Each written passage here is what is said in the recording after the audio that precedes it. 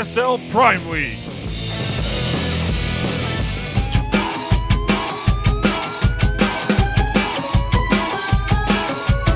All right, everybody, welcome back to the final match of the night between two players, two Protoss that are trying to advance to the round of 8.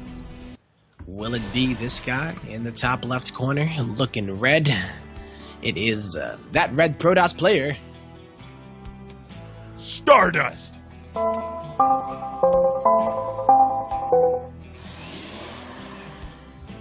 And down the bottom right, the last American hope in this group is the blue Protoss player. He's beaten StarDust once. Can he do it again?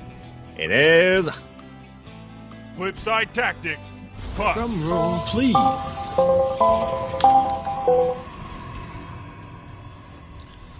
Flipside Tactics. I mean, are we going to see the flip side and see StarDust be the one who takes it? Because y'all know about that curse. Whenever you face somebody that you've beat in any kind of group stage, you're destined to lose when you get to the rematch. Yeah, it does always seem to be the way. People, the really top pros, know to win when it matters. Pull out all the stoppers.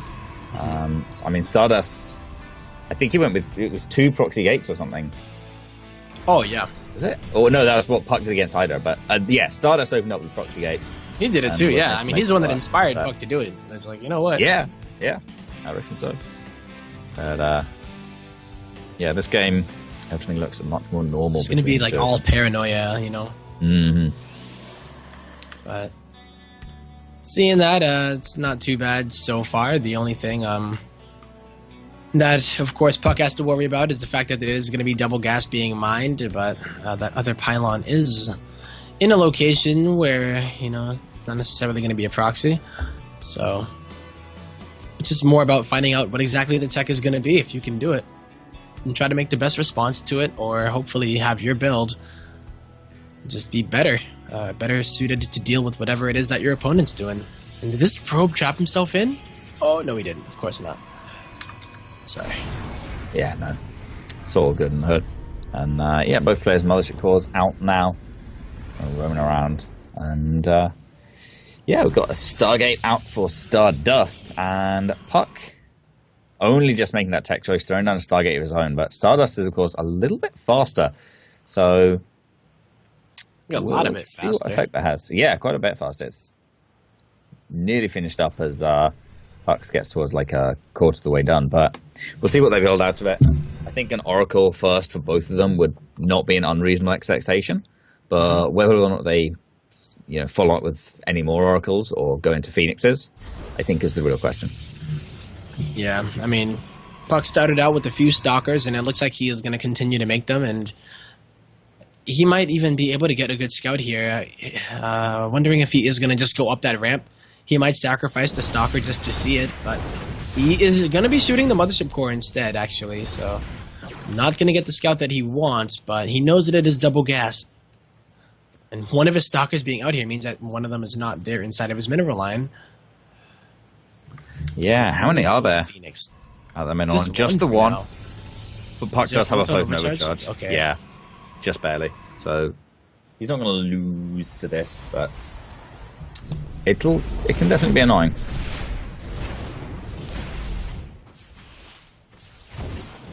Yep, it's the one. It's the one that was in the wrong place at the wrong time. Yeah, I think puCK unfortunately just scraped by StarDust vision with his Oracle. So that tips StarDust off a bit, and we can see a Phoenix on the way as well. And puCK pokes it, StarDust even pokes in with that Oracle to see puCK's Phoenix come out as well. So it looks like we got a little bit of Phoenix versus Phoenix PvP action in our PvP. All right. Well, it's going to be a fun one then. You know, it's good to be able to see many different styles here, especially for two players that fought each other earlier. So we are going to be able to see that. See if they do dedicate themselves to that pure Phoenix style, or if they will switch it up. But you know, if you roll the skies, the other guy dies. The age-old ancient PvP rhyme. Yeah, So, absolutely. But it looks like Stardust is actually committing more to this than puCK is. I think puCK just built that one Phoenix to try and hunt down his opponent's Oracle, but he's not going to be able to do that. And Stardust is committing much, much more heavily to them. So I think this is really cool. I love a bit of Phoenix action in PvP. I think it's probably the most exciting way to experience PvP. What you lift. I agree. Yeah, how many of your Phoenixes you use to lift as well. puCK actually just sacks the Oracle here for, wow, nice last minute. Like right at the end, right? Yeah, just as it died. It did only get 3. Yeah, but with so many Phoenixes out, it was never going to do much more than that. So I guess better late than never. Or I guess better now than late even as well. Oh yeah. Well, Stardust getting a little bit of lag actually, and puCK. What 24/24s? What's that? That's like warp gates. Like 2 hotkeys. like this hotkey. Yeah. Is Stalker. Right. Who knows? Maybe it's just a code word. Maybe puCK's kind of like one of those hackers that is kind of hacked by just slamming keyboards really hard. And it works. I take your little brother like playing and kind of helpful for scheduling as well. If there was an option to like start match paused, I think a lot of tournaments they do that in Kespa. They do it in Kespa. They still use the really old version of GameHeart, which has the like in-game lobby and a bunch of other stuff because it helps so much for scheduling and precise timings. Right. Ready? All is well in the world of. All right, players are ready. Shoot the whoop.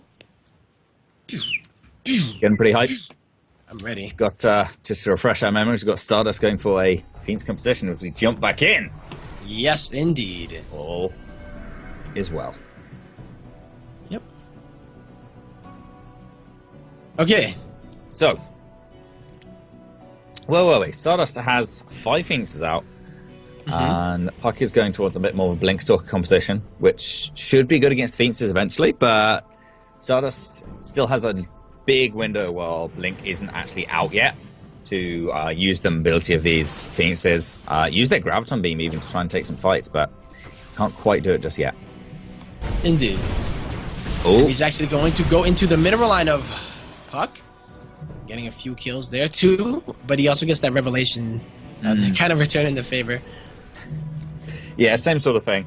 Both players knew that Oracles weren't going to be too much use as the game went on, I guess, and they just kind of decided to sack him for a little bit of extra damage.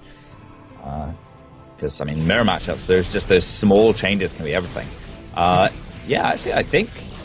no, the Phoenixes are going to get home in time to save the Mothership Core, but only just.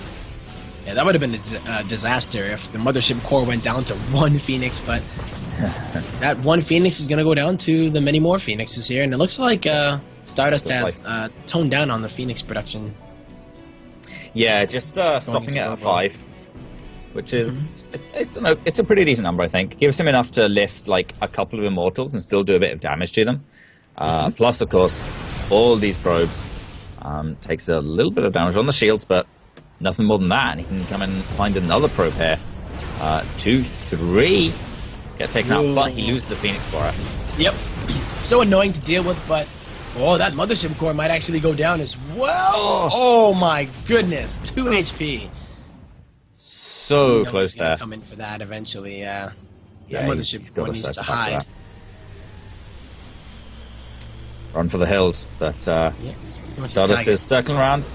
puCK's moved it, just going for probes, and this is so much damage puCK is taking. Blink Stalkers aren't really able to keep up with the Phoenixes, and oh look, that's the Mothership Core. Wow, puCK is actually moving out across the map. Charge finally goes down, but 30 probes to 45 now, and puCK is going to try and go for a game-ending push because he knows he can't really play this out. But Stardust was playing it so smart, getting that Robo and then getting the... Look, he already has 2 Immortals here against pretty much pure blood, Blink Stalker. This is going to be a little bit of a difficult push here for puCK to make. But, that's actually a lot of Stalkers coming out of here. That's a lot of Stalkers, actually. Can he do it? Can he make it work? It's a ton of Blink Stalkers, but Folk Nova charges going down.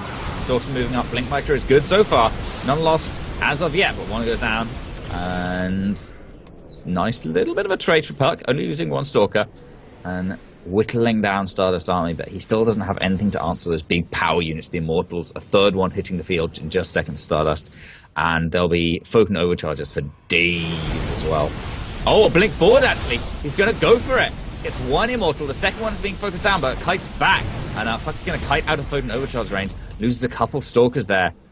3 or 4 went down, I think, but he does take out one of the Immortals and reduces the other one down to very low health. Yeah, he didn't get it down, he got it really low, but was not able to kill it. So it's going to be an annoying target here for puCK that he's going to have to dive on again. But that Photon Overcharge, that's the second one. puCK is just trying to preserve his units as best as he can. The Phoenix is getting any damage done. They're trying to, but not really getting too much. So I don't think puCK is whittling down. puCK only lost one Stalker there. Really good micro. Yeah. Starting to whittle down Stardust here, but another Immortal joins the frame. 3 Immortals. So scary when it's 3 of them. Can he actually make it work? He's going to try to. He gets one of the sentries down. But those 3 Immortals, is that pretty much a Stalker with every one of their volleys? Yeah, basically. Almost a Can't avoid guaranteed Stalker. If they're focus firing, but I think where's puCK had a single. Oh, there's his Phoenix. It's being chased down by the rest of Stardust Phoenixes. Ooh. I think puCK could have actually used that a little bit to like lift up one of the Immortals. For instance, when he first went in, when they were Stardust only had 2 Immortals. If he'd lifted up the second one that was trying to kite back, then he would have killed it. Yeah. No, that would have been a really nice use of it, and instead it kind of just went and died. These 2 Phoenixes being able to get a little bit of damage done themselves on puCK. He kind of has to go somewhere from here, right? Like, he wanted to end the game there, but he was making probes behind it all, so he's not really behind in workers. And now he's going to try to transition onto that Robo. Yeah, actually, a couple good force fields keep the Immortals out of the fight for a little while, but I don't think it's going to be quite enough. That's too many Immortals, yeah, that's 4. Yeah. 4 Immortals, that's a lot of Immortals. That is really scary. Especially against those armored units like Stalkers, but yeah, he may even have to go double Robo here if he's going to try to catch up. Yeah, it's going to be tough. Stardust already has the Colossi out, and puCK, there you go. There's the second Robo coming down as well, but already Stardust is preparing his transition out of that. Temper Archives for some Archons being mixed into that, and he has his +2 weapons on the way, whereas puCK, not even a forge in sight, only just now starting it. Oh man, getting some good hits here, but no, puCK is pretty good with his Blink Stalker micro as he's able to get another one of those sentries out. These 2 Phoenixes are being so annoying. Like, one of them has 9 kills, the other one has 8. Pretty crazy. Yeah, and that's just completely leaving alone the other 3 or so Phoenixes that Stardust has been harassing with this game. So much damage. puCK has actually lost 24 workers in the course of this game. So that's more than a whole base of mining workers. That's pretty crazy. Yeah. I mean, imagine if puCK was on like 3 base and had an extra saturated base right now, and that's the difference those Phoenixes have made. So be a big deal. And Stardust still getting damage done. Even if it's like 1 or 2 every once in a while, like, that is so good to do instead of going for that kind of Hail Mary, kind of with the Oracle, and getting that the extra kill whenever you could. Oh, Stalkers though. You're gonna lose another one. And I just don't know about this. puCK is trying to get back into it, but I don't know if he has enough time here, Trick. He's going to try and pick up a sentry, and he gets it, but again at the cost of Stalker, and a lot of them are so low. He's, as you say, trying to buy time, but buy time for what? Just for a couple extra warpins? puCK does now have 3 Immortals, but so much of his army dies to what Stardust has. There's just so many Zealots. The Archons are going to be really scary. But if puCK can hallucinate these Colossus, if he makes it work, maybe. There's there's actually no detection in Stardust's army, so yeah, maybe he's going to focus them down, but the fight comes down, and Stardust Colossi do damage. puCKs just do nothing but tank. And lifting up the power units, lifting up the Immortals is Stardust, and GG says puCK. Oh boy. Stardust. So it begins. Yep.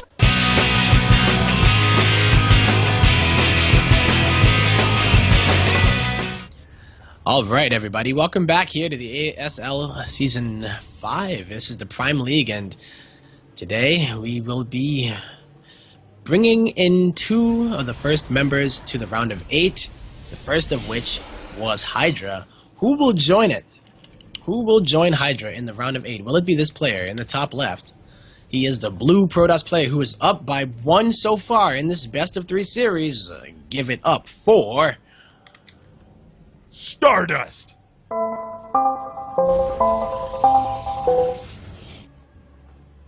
And then down the bottom right, he's looking to take the tempo lead in this series with a little bit of cheese.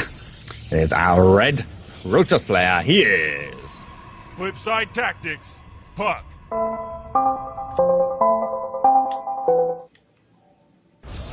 StarDust. He's looking around with his probe. He's not going to see this.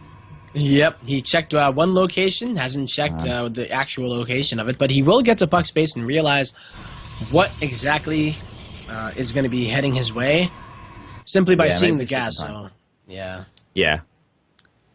He's going to have a good idea. And puCK's, this is an interesting little one. It's not the completely just proxy gate zealots. He does have that cyber core. He's got the assimilator on the way as well. And StarDust sees, well, there's an assimilator. I don't think you've gone assimilator first, no probes. There's probably some kind of buildings out on the map somewhere. Yeah, and he's right. So we'll see how StarDust reacts to this. Yeah. Second gateway coming down from StarDust. I think this is the right move. He's actually put it on a different pylon. So I guess this is the best thing to do. Yeah, having already built only one pylon powering both of these, but there's the third pylon powering the cybercore and the gateway, and Zealot comes out about the same time for StarDust as puCK's arriving base. Ooh, Pro gonna take one slice to the face, and here comes a Stalker to follow it up. puCK putting up that pylon on the top of the ramp to get that high ground vision no matter what. But the StarDust is going to be getting out his mothership core. He's chrono boosting it out, so it's going to be this time period where it's pretty much buying time. And it may have to use the mothership core as a body to soak at the same time in order to get that photon overcharge to go off. But can StarDust hold until that time is the question. It can get pretty tense, and it's all about that micro. Probe already going down here. And now the mothership core getting a little bit brave too. That Stalker of StarDust does have a nearly full HP, but shield is starting to get pretty low. Yeah. Stalker survives for a little bit, but two of puCK Stalkers on very, very low health. And both of StarDust, he has fewer of them. They are looking much, much better condition overall. And a third Stalker of StarDust coming out now as well. His second gateway, or fourth even, his second gateway is up and running now. So they're on equal production. Of course, StarDust has the additional defense advantage of a puCK no charge in like 5 energy. And he can pull his probes if necessary. So puCK's going to have to start looking for a transition quite soon. Something. Because that photon overcharge is going to buy StarDust so much time. One of the Stalkers of puCK do go down, and another one is going to go down here. There's only 3 versus 3 here, but he does have that photon overcharge ready to go, waiting for it if he doesn't even need to use it. I think he's just going to try to hold it here with only Stalkers, and it just might end up working out for him. 1 for 1. He can trade like this all day because he is 8 probes up ahead and is banking energy this whole time. Yeah, both the Stalkers around. puCK, congratulations. GG. He knows that photon overcharge is ready. StarDust. Yeah. First time they match up, puCK takes the 2-0, and second time, StarDust is going to say, nope, I'm the one with the flip side. And turn it around. Thanks for watching the video. Please subscribe to support the ASL by hitting the button now.